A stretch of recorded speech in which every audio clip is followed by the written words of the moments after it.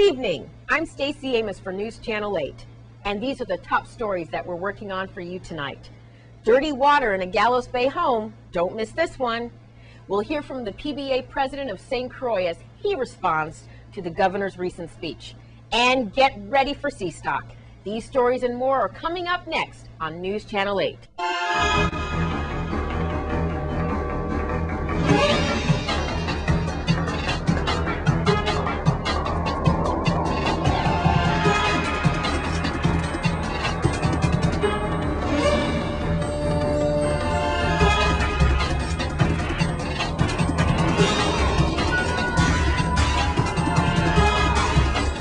In our top story tonight, union leaders on all sides are coming out after the governor's recent territorial address. News Channel 8's Wes Small files this report with PBA President Arthur Joseph. Thank you very much, Stacy. We're at Ann Schrader Command, and I'm with Police Benevolent Association. Easy for me to say. PBA is much easier. Arthur Joseph, President, and he's a union leader for a long time. The governor, pretty scathing remarks, 4-day work weeks, consolidation of schools. There's rumors going around that we're going to lose 2 fire stations, possibly a dozen firemen going home. Auxiliary, one day I understand auxiliary was sent home, then the next maybe they came back. I'm glad I got a hold of you so we can get an update, Arthur. Please tell us, as the president of your union, one of the most important entities that we have, definitely essential, what is going on after the state of the territory, and where do your fellow brother and sister police officers stand? Well, to the best of my knowledge, we haven't been affected by any of the things that have been going on. Of course, you're going to need line enforcement with a massive layoff at the Hovensa plant. In regards to the state of the territory address, I said in the papers yesterday or today, I think it came out. I haven't fully read it yet, but when I was contacted by the Avis, I told them that I had to read the state of the territory address in order to give an informative opinion. Yes. And in my opinion, I just think that, okay, the plan A did not work, which was, I think they wanted to borrow some money again. I think it's time for plan B, and we need to know what that plan is. Of course, I understand the governor, rightfully so, being upset as things are taking a quick turn for the worse. But I think, you know, we need to just pull ourselves up by the bootstraps as Virgin Islanders and start to focus on the plan that's going to move us for the next 2 years. I think that the one comment that really concerned me the most about the state of the territory address was the continuous comment that the unions agreed. I think that we had a trial, I think was in December, and the government had an opportunity to question me. I was the first to testify because it's our case that we brought on first. Right. And his team at the time did not question not one of the union leaders, because all the union leaders testified first. Yes. And we weren't ever questioned about ever agreeing with the government in regards to the 8%. So I think it's disingenuous to put in the minds of our members that we at one time agreed and then decided to file suit. Well, let me ask you this. Have you gotten support from your legislators, the senators, and also the community? Because, Arthur, I have to tell you, if we lose police officers, you know, with the violence that's going on, not only here but all over the world, we're going to be in harm's way. I'm not concerned too much about, I think if you look at what transpired in regards to the auxiliaries and then them coming back, I think the governor is committed to law enforcement staying in place. Of course, you can't have massive layoffs and law enforcement be affected, because we have to keep law and order. And I think with that in mind, I think that's going to stay in place, I hope. However, I mean, the government of the Virgin Islands has the right to take action as they see fit, Sure, within the confines of the law or the collective bargaining agreements. And I think if that's what they're doing, you understand, that's fine. But if they're not, then the unions, along with those individuals who are regular government employees, have recourse. There's PERB, and then there's grievance process. So if something is not being done in accordance with those collective bargaining agreements or Title III, Section 530 or 531 or 32 of the Virgin Islands Code, then those individuals have the right to take action. How are y'all doing with manpower?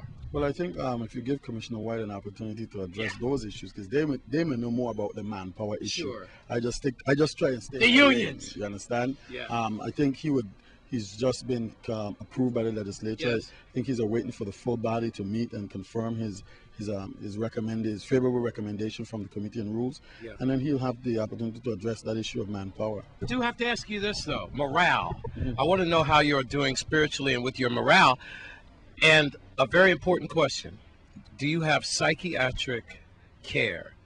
Are you getting the counseling and the psychiatric care that your brother and sister officers need? You're asking a very interesting question, and I don't think you have enough time for me to address that particular issue. That's an issue that's near and dear to my heart when it comes to the officers' mental well-being, and I have some disagreements with the department, not on the use of a psychologist or a psychiatrist, but on the fact that the department does not have a policy in place to address that issue. I hit a nerve, didn't I? Yes, and so right now we have an issue regarding that particular issue in arbitration. And so because of that, I won't expound on anything regarding the psychological issues that may plague this department or affecting officers. But certainly it's a near and dear issue to my heart. We have a lot of officers under a tremendous amount of stress.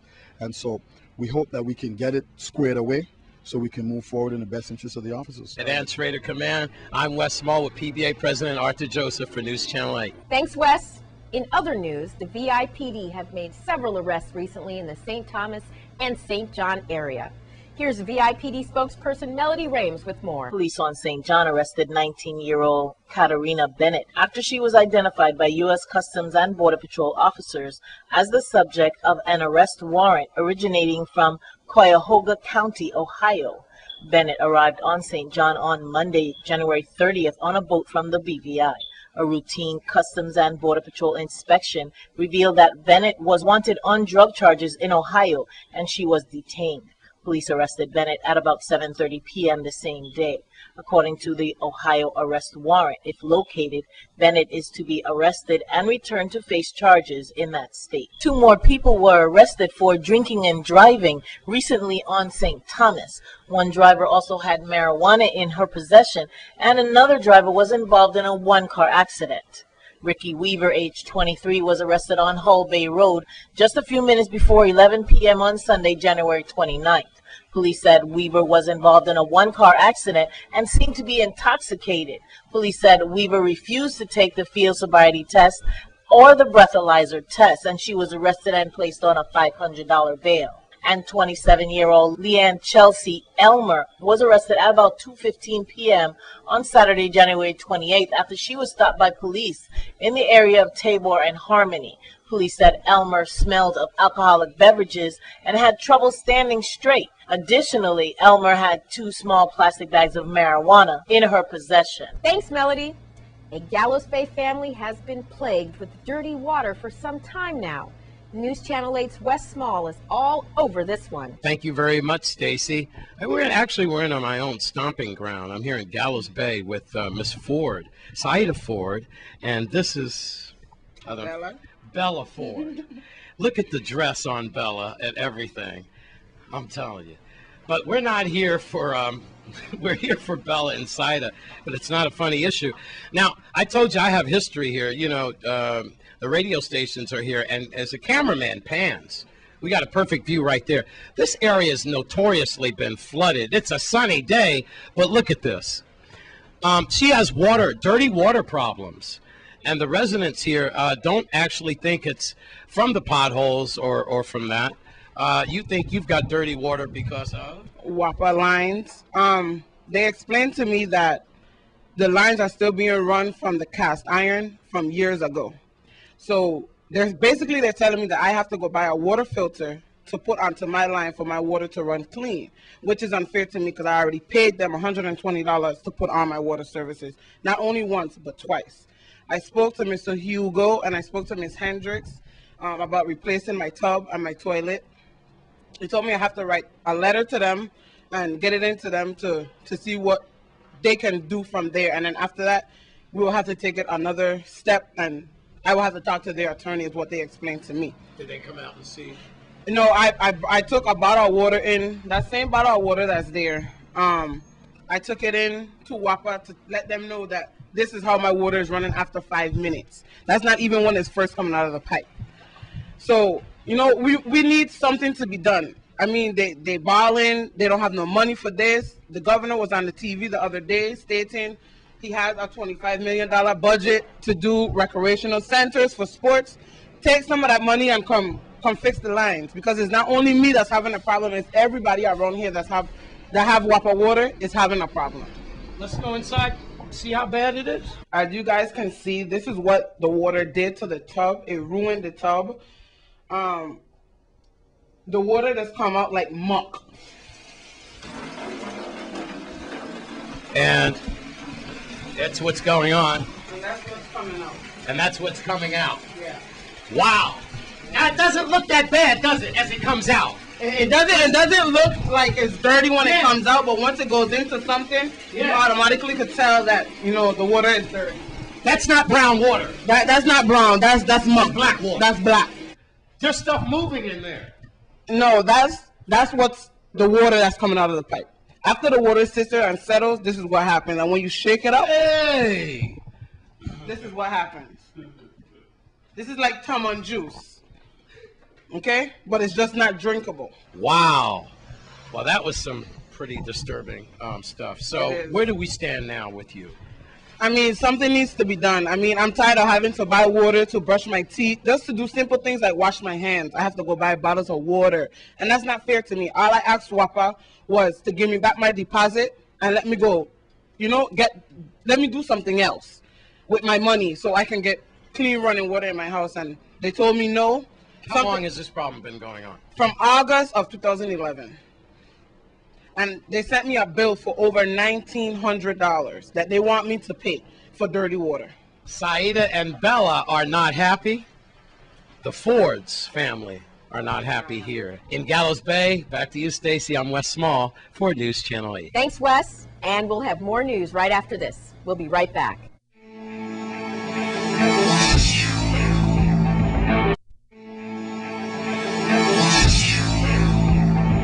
There will be an anti-alcohol youth symposium this weekend in the Grove area of St. Croix. News Channel 8's Wes Small has the details. Thank you very much, Stacy. We are at the Seventh-day Adventist Church Multi-Purpose Center here under Pastor Wilmoth James in Estate Grove. And it's that time again, time for another youth symposium, anti-alcohol, and Too Smart to Start, which is going to be right here at the Multi-Purpose Center at 5 o'clock. This Saturday on the 4th of February. I believe that drunk driving is definitely a dilemma, not only here in the Virgin Islands, but all over the world. And I honor you to be doing stories like this, along with the Law Enforcement Planning Commission and other entities that try to stop alcohol and drug abuse, especially when it comes to teens. But teenage driving while drunk, or anyone driving while drunk, is just not acceptable. But this symposium will bring out a lot of education, sir. Yes, it is our intent to provide the information that is needed to our young people as to how they can overcome the temptation of falling prey to the use of alcohol, and also the drinking and driving experience that so many persons have encountered, as in the case you mentioned earlier on in this interview, where now homes and families and the community at large is suffering because of this. And so we have put together a team of young people, particularly teenagers from across St. Croix, that have grouped themselves to be known as Too Smart to Start. And in that very name, they have sent a message to all teens that there is wisdom in laying stay away from the use of alcohol, beverages, drugs in any form. And so this coming Saturday afternoon at 5 o'clock, we have sent a call throughout the territory to invite all the teens to assemble here at the Multi-Purpose Center of the Central St. Adventist Church and see teenagers in drama, in rap song, in poetry, and in their own creative songs present a more positive lifestyle that is antidote to the use of drugs and alcohol. It promises to be very something exciting and educational for young people. We have extended this invitation to as many as the 6 high schools here on St. Croix by giving them personal invitation to send a team of youth from these institutions, whereby young people can show and teach them exactly how to overcome the temptation when lured into the evil habit and the lethal practice of drinking alcohol, and sometimes have to take up the keys and drive. So we're happy that as a group we are forefront in educating the community and the home and the teens in regards to this practice. But last words as we approach this. This is the second annual, right? This is the first symposium. We had the debate. Right. And the second one is coming up in the month of August. Wonderful. But this is the first symposium.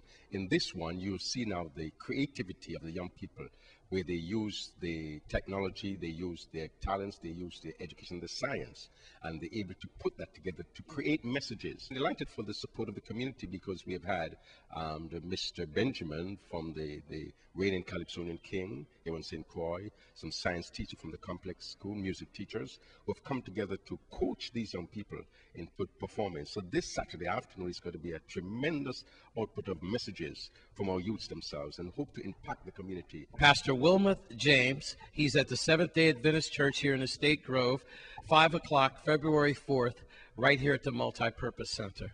Please, you and your family attend, and this will be one serious symposium. I'm Wes Small for News Channel 8. Thanks again, Wes.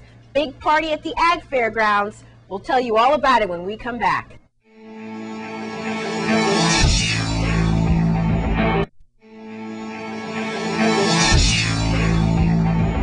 The Sea Stock Festival is this weekend, and it's all for a great cause. Our very own hippie reporter, Wes Small, has the story. Thanks a lot, Stacy. We're here at St. Croix Environmental Association, and they have their sea stock coming up. And I'm here with Paul Shackroff. You know, I keep waiting for Billy Jack to ride by on his motorcycle or something like that, man. We are like having a ball here, and it's going to be at the Agriculture Fairgrounds this weekend, Paul. Yeah, Wes, we're rocking and rolling. We're having a great time. We're having a lot of fun with this. You know, the 60s and 70s was the genesis of the environmental movement, and so Woodstock was what it was all about. 1969, and we're celebrating that legacy and that environmental heritage. This Saturday, starting at 5:30 at the Ag Fairgrounds on the East End, and we're just going to have a ball. There's great music. We got Prodigy Block, and they've got some good sit-in artists that are going to come in, bring some brass, and bring some. Stephen Katz is going to sit in with those guys, and so it's just going to be a ball. Paul, this is fantastic. You got to tell me what these proceeds will go to, and who are these colorful people? Look at these guys Here in front of this Sea Stock poster here. What a weekend it's going to be. Peace, love, and happiness. And Prodigy Block, my cameraman, Jamie, you can never see him because he's shooting. So you will be there playing some music, right, drummer man? Yeah, my cameraman. Paul, introduce these lovely people. All right, What's actually, their part in well, these are volunteers that have been Sea Stock. These are volunteers that have been putting it all together. I'm going to let Christine, who's the chair of our program this year, introduce on down the line. Christine. Well, yes. Hello and welcome, St. Croix, to Sea Stock. Yeah, man. To my right, I have Michael Barron, who has been the artist with all this fabulous graphic for Sea Stocks, and is also what inspired us for this banner. To the right of him, I have Dominique Tessier, I have Jennifer Jordan, I have Dolores Fielding, and Gloria Powell. And these are my hippie chicks. They are my volunteers. They are the ones that have helped me with all the decorating, and of course this awesome banner that you see behind us. We just unveiled it for today. This is Sea's primary fundraiser for the year, and we raise our funds now for our environmental education program, which speaks directly to 4,000 to 6,000 kids every year in the classrooms and in summer camp programs, our advocacy program, and our environmental conservation program. So this is it. This is the big fundraiser for St. Croix Environmental Association. We need some sunshine in our lives, and these young ladies and these good guys here are going to provide it at the St. Croix Ag Fair. My cameraman going to be on the drums. They call them sticks. Prodigy Block is serious, and that starts at what time now? 5:30. Prodigy Block will start playing around 7 o'clock in the evening, and then we'll take that music on into the evening. And they're focusing primarily on 60s and 70s music, so they're really bringing out that program for us. Carlos